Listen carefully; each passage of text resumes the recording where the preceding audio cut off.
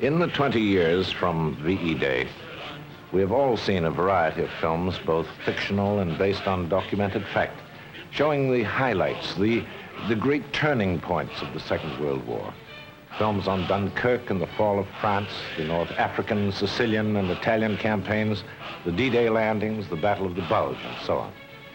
These films have perhaps obscured from your memory the events of 1st September 1939, when the Nazi forces let loose on Poland and its unprotected cities the most concentrated and ferocious assault in history. This was a new concept of waging war and gave a new word to the language, the Blitzkrieg, the Lightning War. The film document that follows is a reminder of how it all began and was made by men and women who had the unforgettable experience of having been there in the beginning. September 1939. Who then could foresee how it would end? This is how and where it ended, as April thundered to its close in 1945. The outcome has already been decided, but street by street, the Russians take the German capital, thrusting the sword of Stalingrad into the very heart of Hitler's Reich. They bring a terrible count for settlement.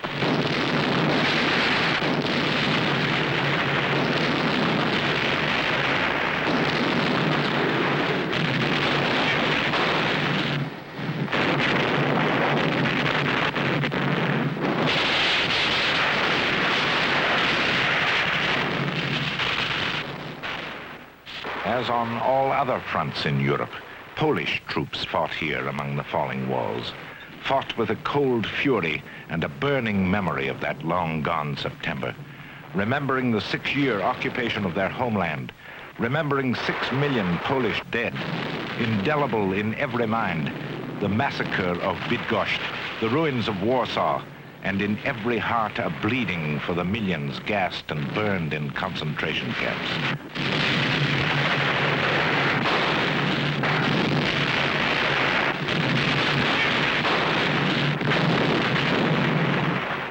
Too long this war has lasted, far too long. 5 years, 8 months, and 8 days. But now it can be measured in the length of city blocks, in feet and yards.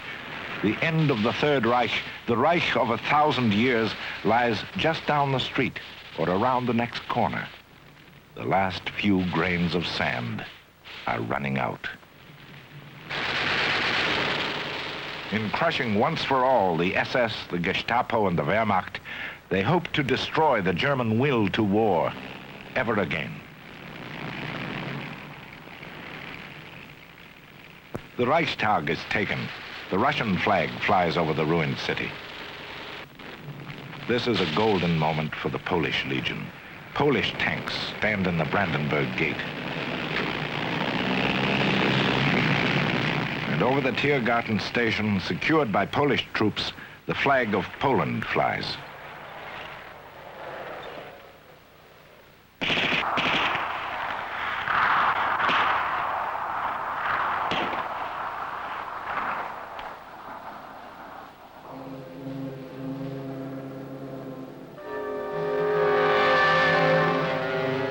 With the impartiality of the inanimate, the Berlin victory holds out her laurels to the conquerors, and they are not the SS, the Gestapo, or the Wehrmacht.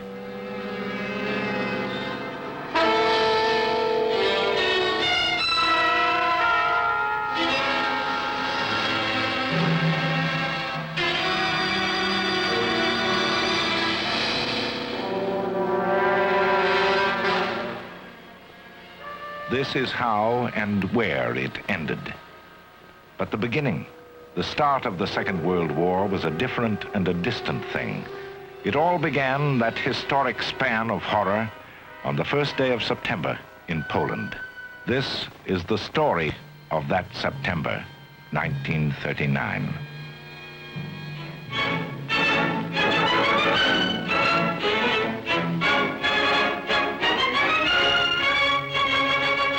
newsreel film survives from that last summer of Polish freedom, just before the war.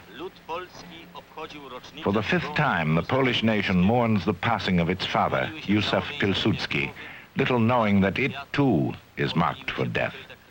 In reverence, heads are bowed to a treasured memory. Flowers bespeak a people's love. The mourning banners bow in deference. And there is oratory, more moving than accurate. Let us remember the teachings of the great marshal. The future of our country depends only on ourselves. His ghost guards the national conscience.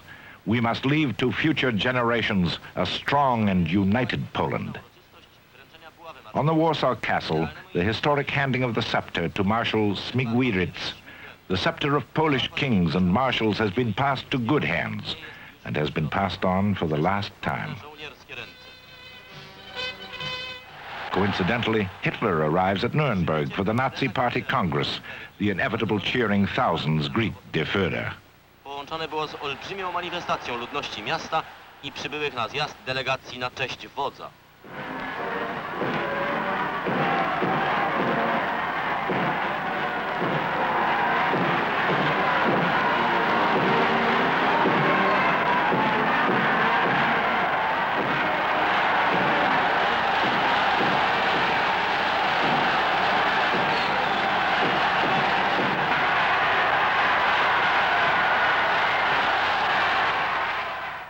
While, to celebrate the anniversary of the Polish-German non-aggression pact, von Ribbentrop, the Third Reich's Minister of External Affairs, arrives in Warsaw.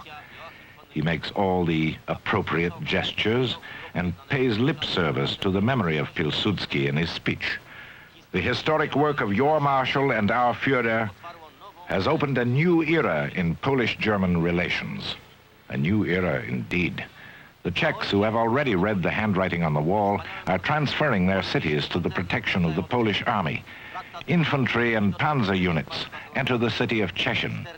The Four Nations Pact has revealed the crisis of the Czech state, and Poland moves to protect its own rights and interests, and at the same time, undo an ancient wrong. This is an excerpt from a Czech newsreel of that week. In a diplomatic ploy, backed by a thinly veiled threat of open war, Der Führer talks with President Hacha and Foreign Minister Welkowski. He agrees, without an invitation, to take the Czech people under the protection of the German Reich. Mluvě s prezidentem Háchou a ministrem zahraničí Chvalkovským. Časně z rána dne 15. března počala říšsko-německá obrana obsazovat zemi Českou a Moravskou. První kolony motorizovaných jednozvahu a přijalo německé vojáky klidně a důstojně. Then come the first columns of German motorized troops and armor. Dignified, disciplined, and deadly. Above the ancient Radchen castle, the Führer's flag is raised to fly with that of the Czech president. Following close behind, the German chancellor arrives in Prague.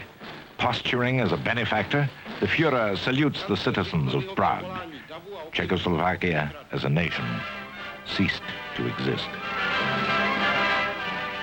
A German newsreel, the product of Goebbels' propaganda machine, shouts to the world that Danzig was German, is German, and always will be German. The voice of Gauleiter Forster, loud and irrational, should have been a warning to Poland. We have, he said, during the last few weeks, prepared to defend Danzig from the imminent Polish attack.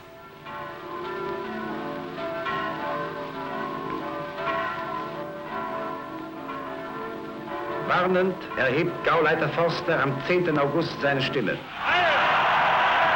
Kriegsdrohungen, und mögen sie noch so herausfordernd sein, schrecken uns keineswegs und werden in Danzig keinerlei Anzeichen von Angst hervorrufen. Wir haben in Danzig in den letzten Wochen alles getan, um jeden Überfall oder Handstreich, ganz gleich welcher Art, auf Danzig abwehren und entsprechend zu beantworten. Then the Nazi technique of the big lie is put to work. 1939 ruft Polen zur Gewalt gegen das Reich auf. Weil England den Krieg will, will Polen den Krieg. Gestützt auf das Beistandsversprechen der Westmächte Poland is mobilizing its strength to move against the German Reich.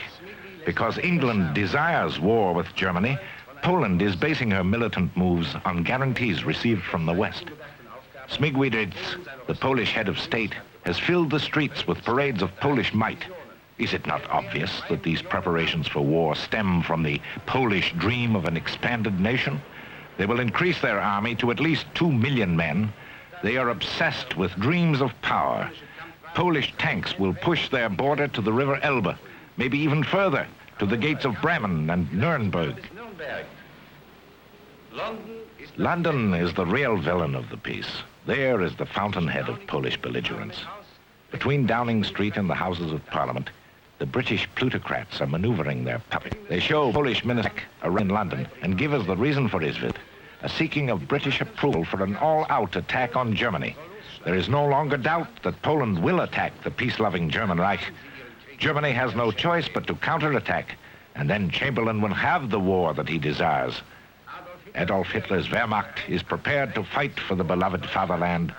How far-sighted was the Führer to see that German troops should be well armed.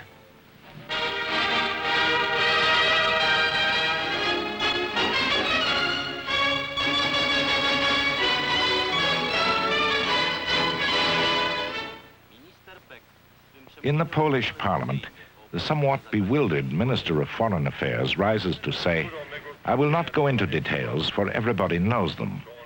But after all the promises of the German government to respect our views, after all the declarations that this small city of Danzig shall never become a matter for misunderstanding between our countries, I now hear demands that we allow Danzig to be annexed to the German Reich.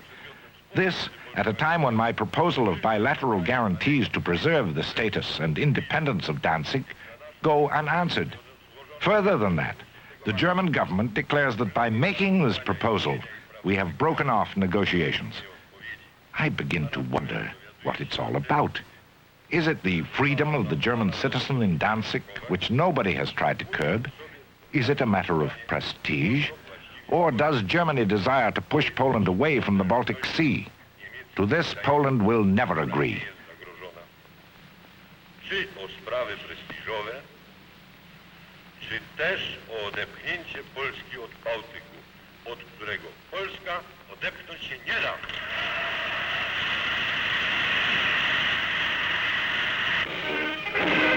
Silni, zwarci, gotowi. Strong, united, and prepared, we will not be denied access to the Baltic. The government of our great Marshal and the successors to his testament have created the basis of our power and security. The population of Gdynia have demonstrated their feelings.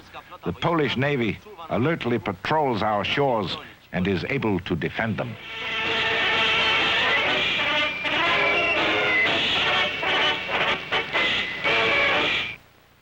In small towns throughout Poland, such as Szamotuli, a gesture of patriotism is made. Money is volunteered in small amounts to purchase guns and equipment for the army.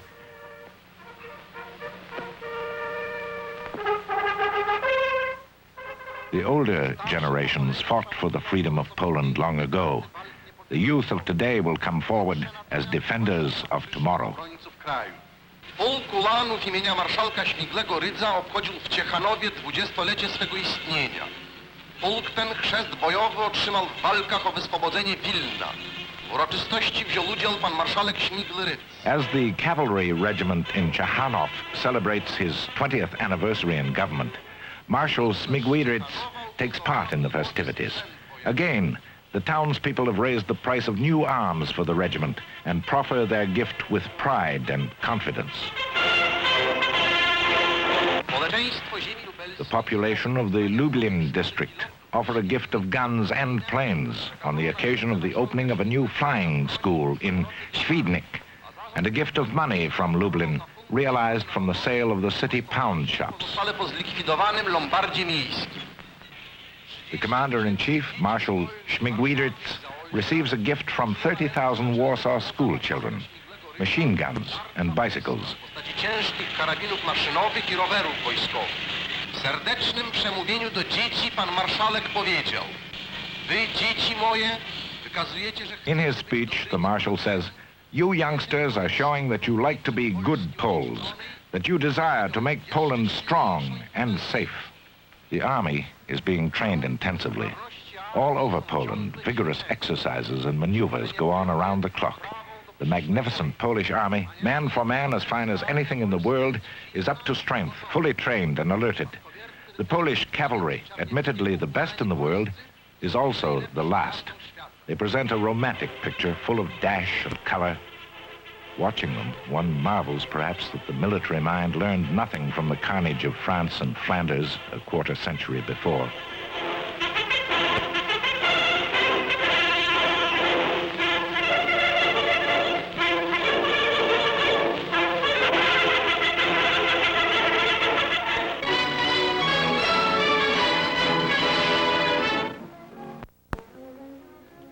This is Warsaw, as the summer of 1939 wore on to its close. All the printed pictures, the newsreels, and the public speeches from that time have a different and an unaccustomed flavor. The distance of years has a way of coloring our memories, but Warsaw looked like this. Perhaps in the memory of those who saw her then, those who lived once in that city and were happy there, she was bigger and more beautiful. But Warsaw was exactly as you see it now.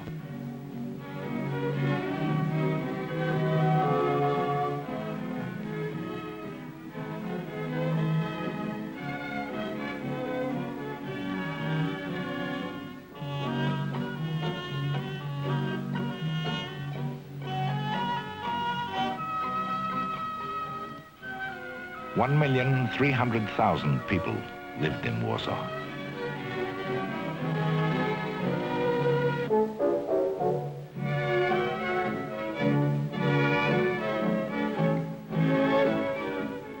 There stood over 22,000 buildings,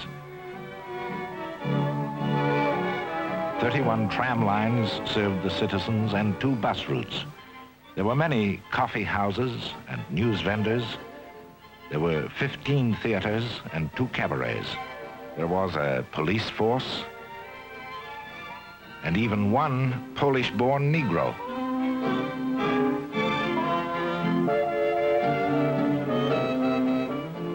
And as in most great cities of the world, a skyscraper had appeared, rising from what was called at that time Napoleon's Place. Those are pictures from another world, the world before the war that nobody believed in. They hated the pact with Hitler, but it gave them a feeling of security. Those streets, those buildings, and that life no longer exist.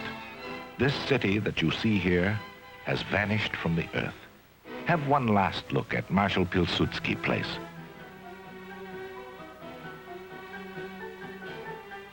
At the monument of Prince Poniatowski, an heroic equestrian bronze that stood before the tomb of the unknown soldier.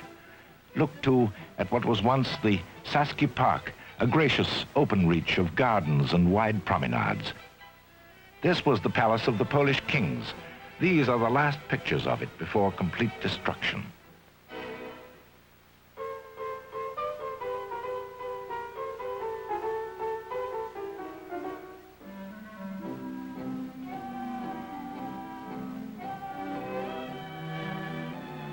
In this castle, now the official residence of the president, there should have been the knowledge that the storm was gathering, a storm which, when it struck, would prove to be a holocaust. But here dwelt false hopes, and from here came assurances that Poland was strong, its army ready to repel the most intense attack, its government fully aware of the dangers and keeping constant watch. Meanwhile, the hours of Warsaw's life were running out.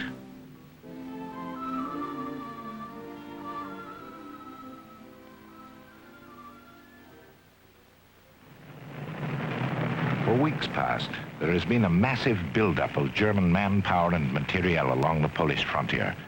But the Polish government has fostered an amazing unconcern. They have convinced the people that not only is Poland protected by strong alliances, but its army is one of the mightiest in the world. This elite fighting force will protect the borders, will stand invincible against the most determined of invaders. But the border facing Germany to the north, the northwest, and the west stretches out for more than 1,200 miles, and along it all, the Nazi might is mustering. Even the few hundred kilometers that came with the annexation of a small part of Czechoslovakia faces the Reich and has now become a heavy added responsibility. Even in the act of massing their heaviest assault forces on the Polish border, the German propaganda machine is giving out an assurance to the world that despite all of the Polish provocations, the Reich wishes for nothing so much as the preservation of peace and the continuance of friendly relations with her neighbors.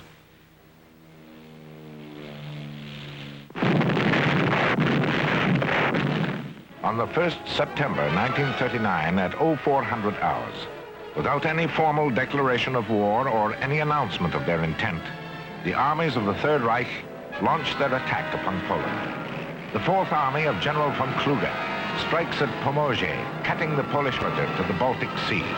The German strength has reached 1,500,000 men, 3,000 tanks, and 3,300 planes. Against this enormous weight, the Polish army can muster a total force of 800,000. But even at this late date, much of the reserve strength has just been called and has not yet been made active. To stem the advance of the 3,000 German tanks, they have a pitiful 150. The Air Force, with which they hope to fight the Luftwaffe, has in all 400 planes, most of them obsolete.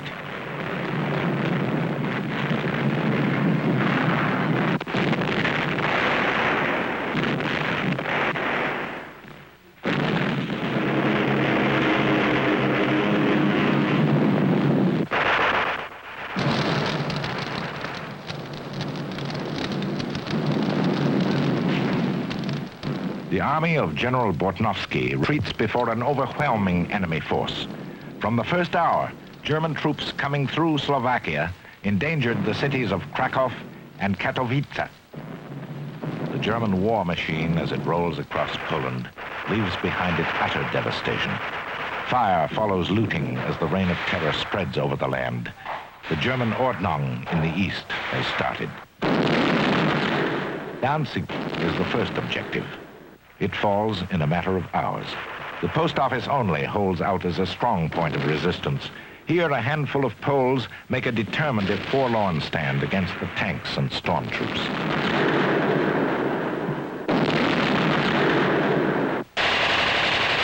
But inevitably, this resistance is overcome by tanks firing at point-blank range and by flamethrowers. All hope for Danzig dies within these walls. Not far from Danzig, lying in the mouth of the river Vistula, is the small fortified island of the Westerplatte.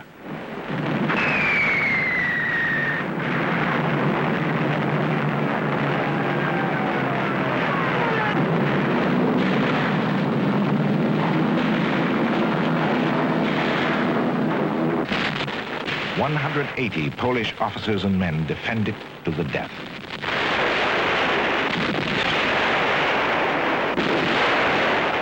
From daybreak on September 1st, the battleship Schleswig-Holstein relentlessly bombards the tiny island with all guns firing over open sights.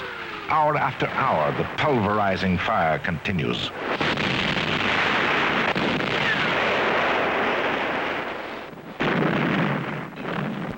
After pounding the Westerplatte with high explosives from the sea, land, and air for many hours, the Germans are convinced that nothing there remains alive. They send an assault force to occupy the island. But incredibly, the Westerplatte is fighting. Out of the rubble, out of ruined cellars and the remnants of gun emplacements, rises up a gallant handful of defenders who will not give up. Assault after assault is thrown back. For 7 more days, the German communiques will include the sentence, "Heavy fighting continues on the Westerplatte." In the meantime, the face of Warsaw is changing. She begins at last to wear a worried look. But a deep concern is slow in coming. Nobody perceives the magnitude of the disaster moving closer by the hour. It is excitement rather than fear that runs like wildfire through the streets of Warsaw. The state radio announces an air raid, and the citizens, who have yet to learn the most rudimentary of air raid precautions, watch the aerial combat high above as though it were a sporting event. Nobody seems to realize that Warsaw is the only city in Poland with any sort of air raid defense.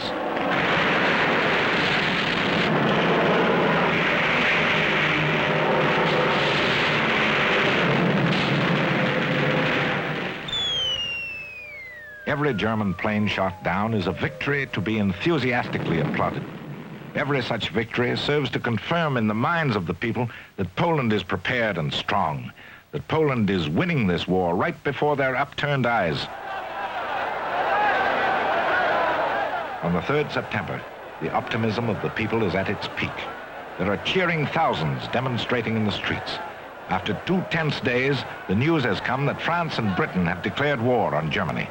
Before the British embassy, many hundreds turn out to greet their newfound allies with an almost hysterical enthusiasm. Inside the embassy, the staff is packing hurriedly to leave. The scene is the same at the embassy of France. The diplomats are frightened by the utter recklessness before them. An air raid at this moment could kill thousands, and knowing the tragic situation at the fronts, they know how easily this very thing could happen. With flowers, smiles, kisses, Warsaw speeds her heroes to the front. Never did fighting men enjoy more fully the confidence of those they would protect. Now, says Warsaw, we'll teach those truculent krauts a lesson. To be sure, this war will not last long, a thought that was fathered by a wish the whole world over. On all the sectors of that huge front, the Polish forces are retreating. Poland is landlocked. The harbor of Gdynia is burning. Hitler's Wehrmacht occupies the city, and the cameramen of the propaganda ministry are busy.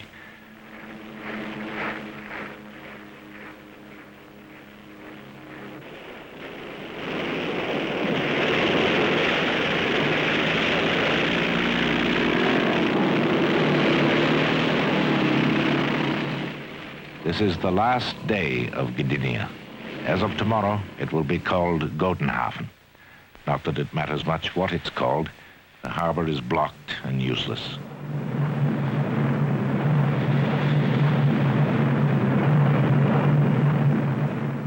By now, the Polish sky is as open as it was in creation's dawn.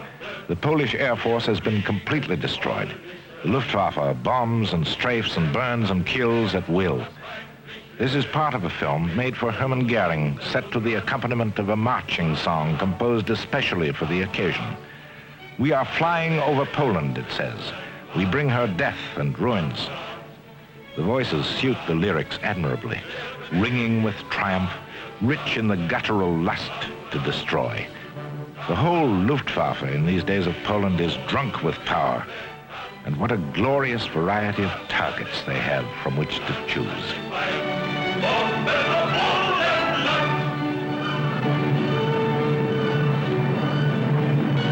Und nun drauf mit Tod und Verderben!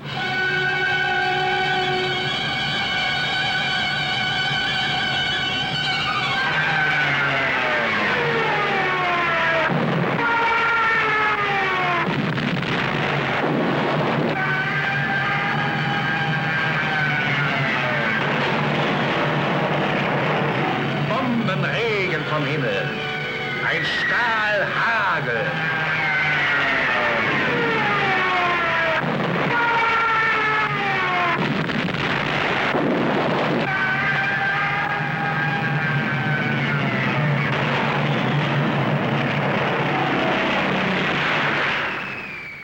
Highways choked with troops and refugees.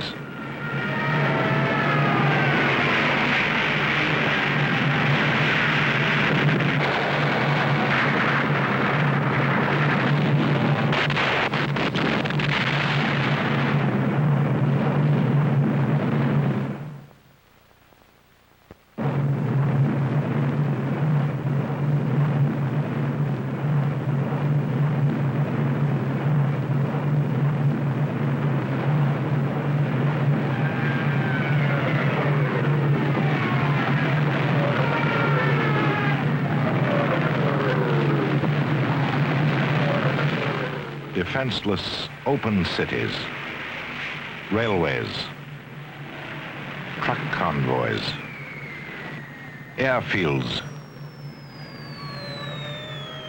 bridges,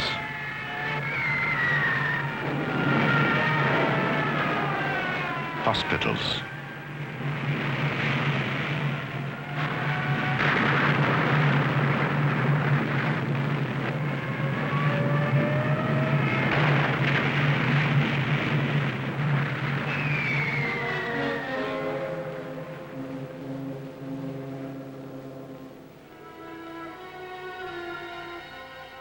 In the space of 48 hours, the German Luftwaffe has paralyzed the communications systems, brought all but very local traffic to a halt, destroyed most bridges and railway junctions.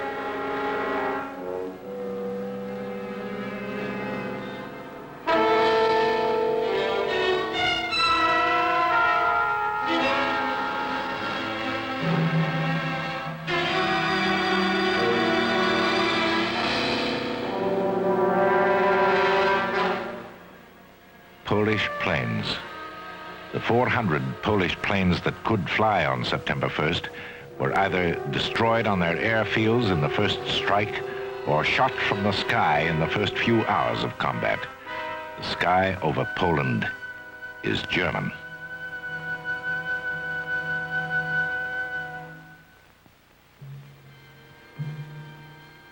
From the first day, Poland sees in the impassive, immobile face of the German army the eyes that show utter ruthlessness, utter evil. The reign of terror begins at once, not by accident, not by provocation, but by policy. The wholesale arrests of Polish civilians begins in Gdynia. Bydgoszcz lies in the shadow of death. Because few German spies were shot before the war, the invaders now hold dossiers on thousands of civilians, and arrests are made for the most trivial of reasons or no reasons at all. And what can these defenseless ones expect? The concentration camp, the court-martial, and the firing squad? They will not be long in learning. Decent men everywhere will shrink from the knowledge or reject it in disbelief. These pictures were made by Nazi photographers as footnotes to history. The massacre of Bydgoszcz is but the first wholesale murder the Germans will commit on Polish soil. In Pommern and Poznan, the population has moved out. This is all part of the master plan, Ein Deutscher Unk, calling for the Germanization of Western Poland. Having permanently removed the lawful owners, the land will be apportioned out to farmers of the Reich. The Luftwaffe is kept very busy. Having disposed of all legitimate military targets and having destroyed resistance in the air, they turn to making their kind of war on the civilian population. This fight is highly scientific, Germanically methodical and specialized. They study aerial photographs of roads and highways choked with pitiful refugees. They establish locations and assign targets.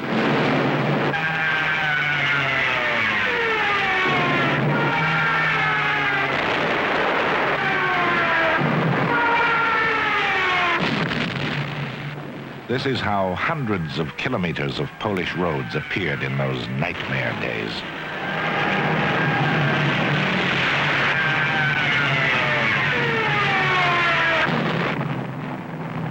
Drauf mit Tod und Verderbung, at them with death and destruction.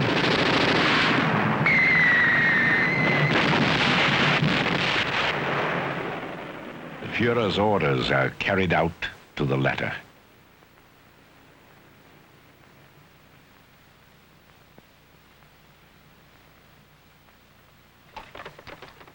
This is the Polish landscape that September.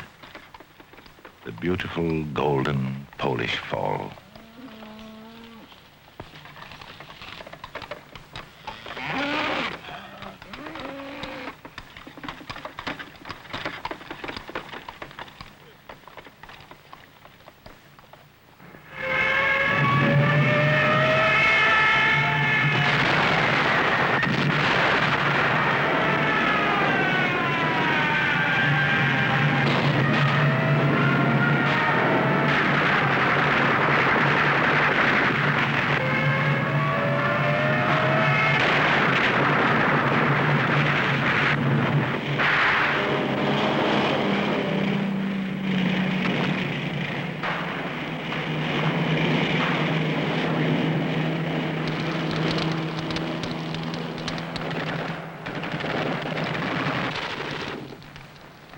But 1 week has passed since the onset of war.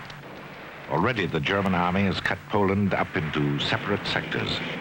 The population is completely disorganized, hysterical and leaderless. All municipal authority has left the towns and cities. So have the police, the fire brigades. Public utilities of all kinds have ceased to function. The fear-maddened people run from one burning city to another and nowhere find refuge. Hitler's armies move relentlessly forward, virtually unopposed. The provinces of Pommern, Silesia, and Posen are occupied. Krakow is in German hands.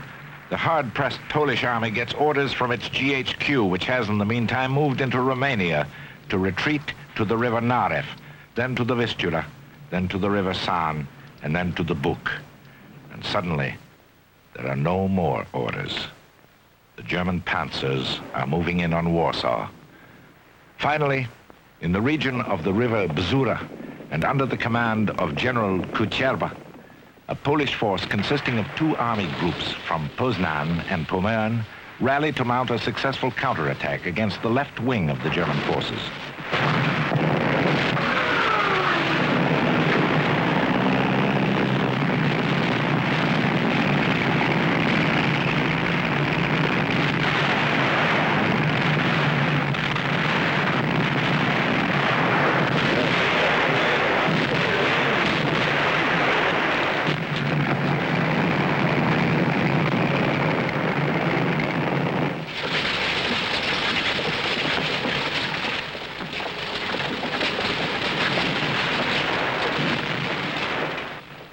But the Germans concentrate enormous armored strength, and the second phase of the Battle of Bzura begins, the biggest battle to be fought in that September.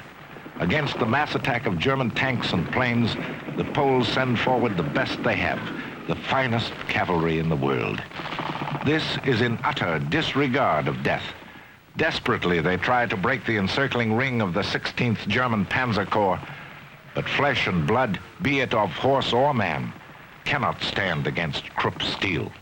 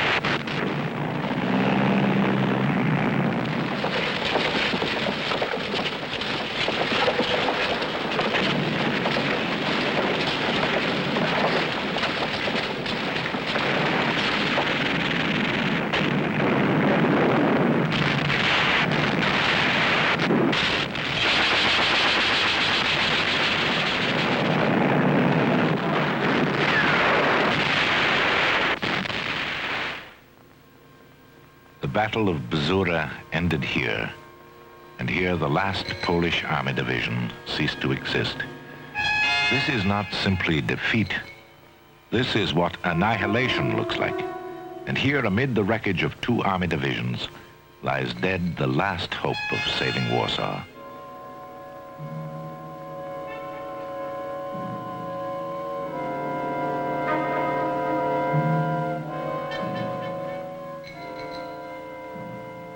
Those are the arms purchased by the people of Lublin. Those are the arms bought and presented to the army with such pride by the 30,000 schoolchildren of Warsaw.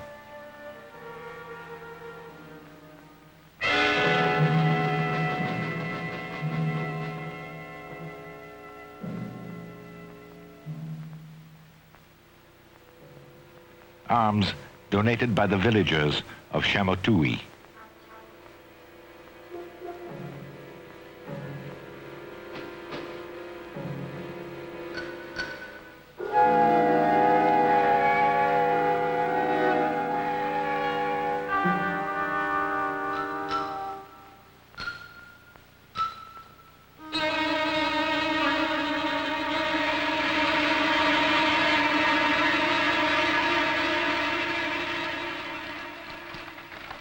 $170,000 Polish soldiers are taken prisoner, bringing the total for the first week up to 500,000. They cannot hide their feeling of hopelessness. Look at their faces. Just yesterday, they read in their papers that the Siegfried Line had been breached for the French. Berlin had been bombed. They read that help was coming by sea and air from Britain and France. But nobody forced the Siegfried Line. Nobody bombed Berlin. There will be no help for them. There will be slavery.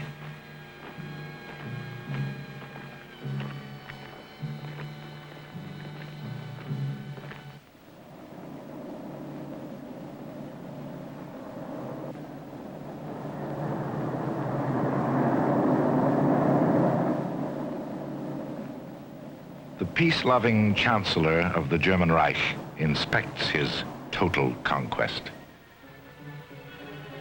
Ruined cities and towns everywhere, all centers of resistance smashed flat. The strength of the Polish army broken and dispersed. Roads, bridges, railways reduced to smoldering ruins. The Führer is speeding his armies toward Warsaw. There he will have his victory parade. But Warsaw is the goal, too, of the many fragments of the broken Polish army. There they hope to regroup those stragglers who escaped annihilation, rearm, and continue to resist until Allied forces come to their relief.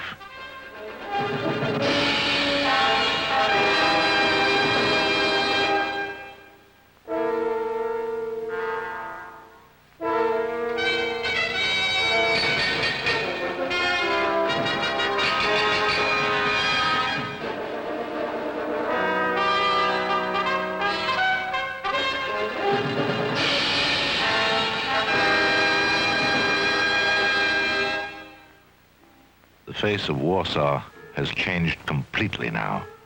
This is no more the carefree, happy, and deluded city. Warsaw knows now what has happened on the fighting fronts. No, not from the newspapers that for so long printed fictions, the wildly wishful thinking of their editors. Warsaw comes face to face with reality in her own streets.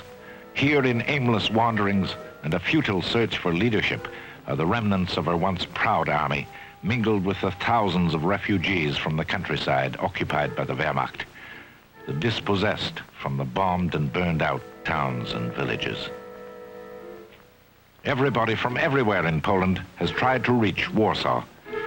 And through the chaos of the countryside, it's miraculous how many thousands have made it. They've left behind their burned out homes and their unburied dead. Perhaps here they can find a few hours' rest. As long as Warsaw is still free, there still burns the faintly flickering flame of hope. Abandoned by the government, Warsaw refuses even to consider a surrender. Twice now it has repulsed determined German attacks, inflicted heavy losses. The stubborn defense of the city is guided by Generals Rommel and Kucheba. The civil administration, such as it is carried on by Mayor Stasienski. Still, newspapers are publishing a constant silly stream of wild imaginings, glad tidings of great joy. They tell their beleaguered readers that Berlin has been reduced to rubble by Allied bombing, that the German army has deserted Hitler, that all the world is filled with admiration for the Polish army and are sending reinforcements. Warsaw continues to resist. From this moment, the Germans call it Festung Warschau, Fortress Warsaw. About the city, the ring of German steel grows tighter. and Hitler is waiting.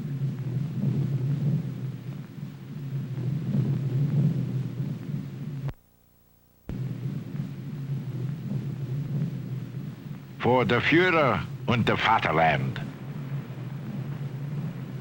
The concentrated bombardment of Warsaw begins.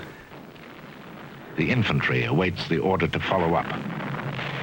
Heavy siege artillery and the Luftwaffe prepare the way.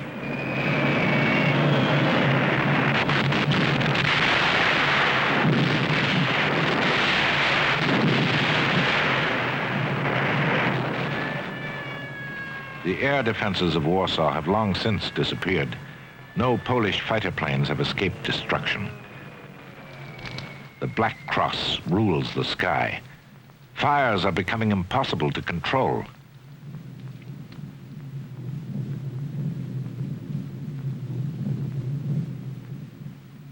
The hospitals are bombed. There are no drugs, no medication, and few dressings.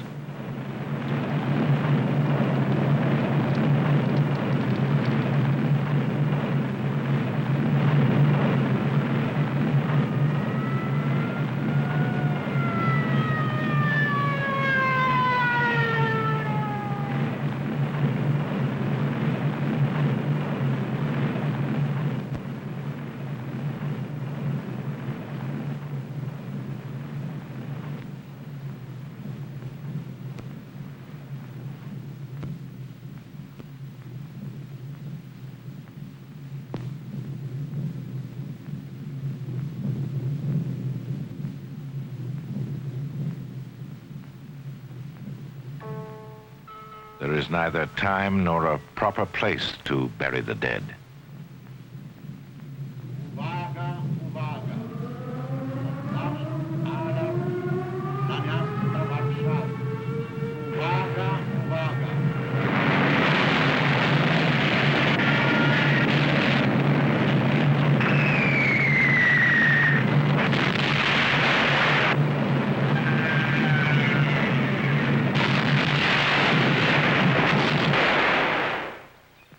Only once in all this did the guns fall silent, the shells and bombs stop bursting.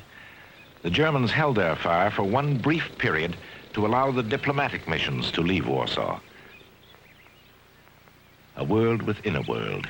In the midst of all this fearful carnage, a pause for pleasantries, a little time for courtesy and smiles and greetings, the practiced insincerities that are the stock in trade of the international diplomat.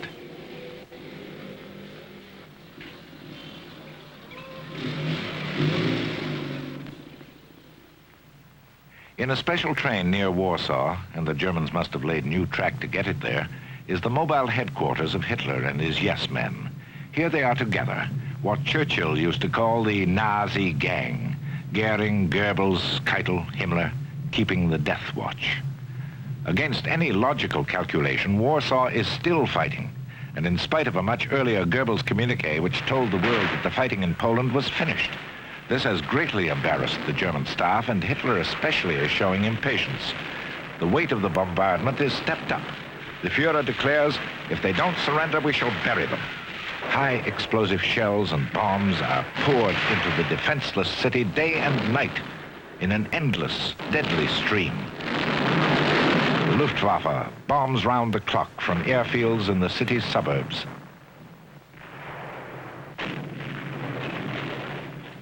The Führer can safely watch the slaughter and at the same time have his picture taken with heroic German troops in the front line of battle. Joe Goebbels got good mileage out of that one. He gives his personal attention to the final acts in the destruction of Warsaw.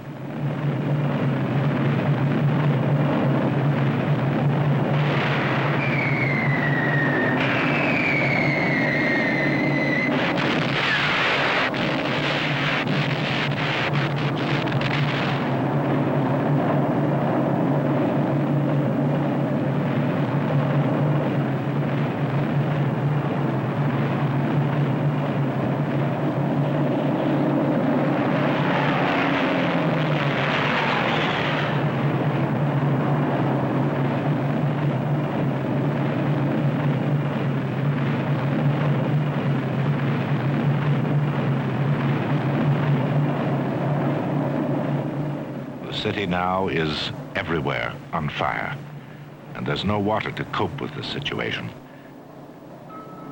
A press communique from this point gloated, "The Poles are going through an inferno." That, at least, was truthful.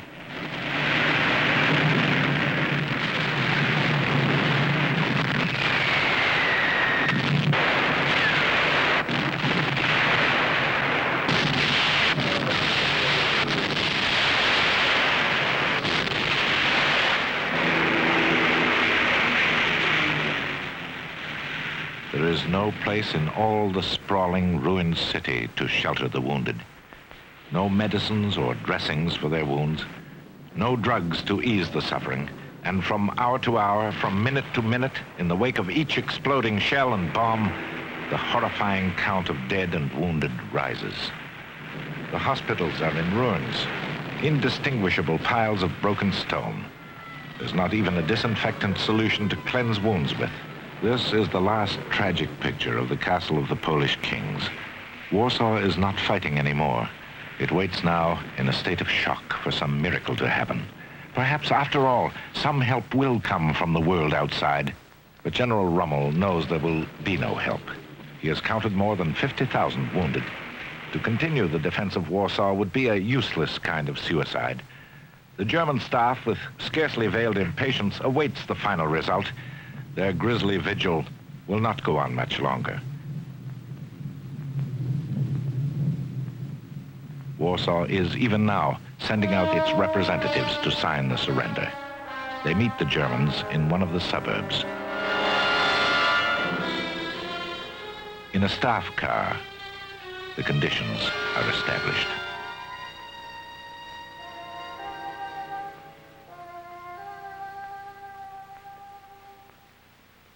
Negotiating on the Polish side is General Kuchawa. And for the victorious Germans, General Błaszkowicz. The Poles now are attempting to bargain for honorable and humane terms with an enemy who has forgotten the meaning of honor and humanity. The Polish delegation knows too well that they cannot go on fighting. They know the city is in ruins, without food, without water, without light. There is no ammunition for the remnants of an army that would go on fighting if they but had the means. But Festung Warschau, Fortress Warsaw, no longer exists. Surrender is the only course open to them, the only way to save the few remaining thousands that have miraculously escaped the storm of fire.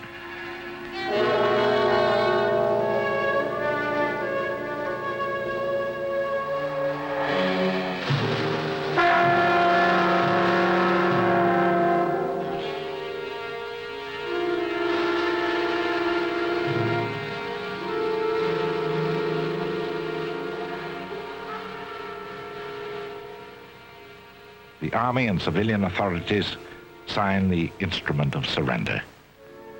This is the end.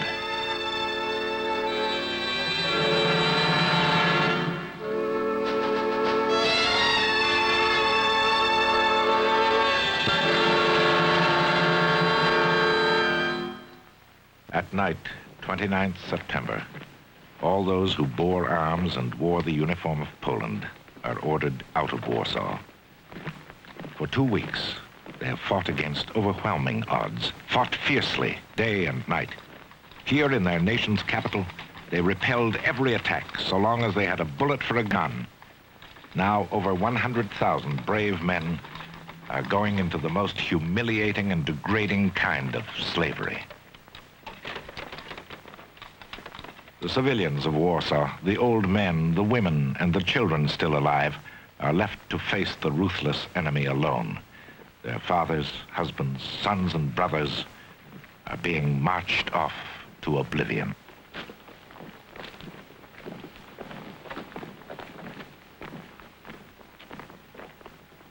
These are the last soldiers and officers of the Warsaw staff.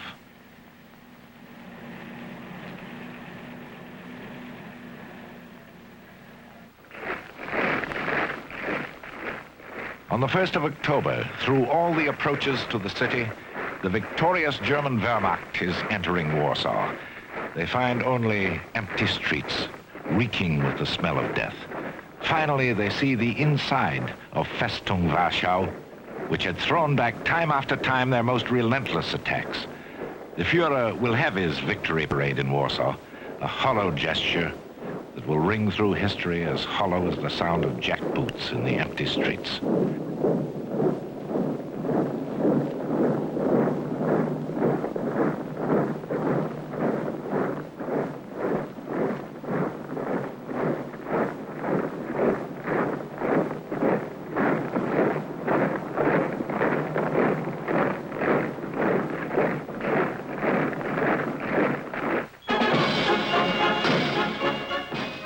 Parade he will through the first conquered capital of Europe. Yes, the Führer got his victory parade through Warsaw, the first European capital to fall to the force of German arms. And here ended the first act of that horrifying drama that was to occupy the world stage for 6 long and bloody years, the Second World War. But these tragic events in Poland were only the curtain raiser, the prologue, if you like. Hitler's Reich March would continue to grow in strength and truculence. To the west and the east, and to the north and south, there were new lands, new capitals to conquer.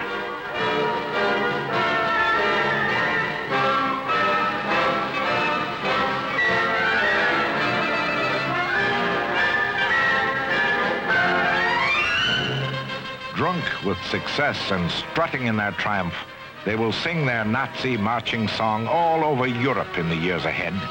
Heute gehört uns Deutschland, morgen die ganze Welt. Today we own Germany, tomorrow all the world. There will be no more talk of peace with Hitler's Germany. All the world now knows the Nazi regime cannot be trusted, cannot be parleyed with. Irrevocably dedicated to the belief that the world belongs to the victors, slavery to the losers, the German people, following their half-demented Führer, have set their feet upon that dark road that leads down to destruction. This is how it was. They did not wake from the stupor of their early triumphs, even when the victory march had ended in the crashing discords of defeat. They fell back on Berlin eventually, the way the Poles had fallen back on Warsaw, still believing the Führer's promise that the world would belong to them.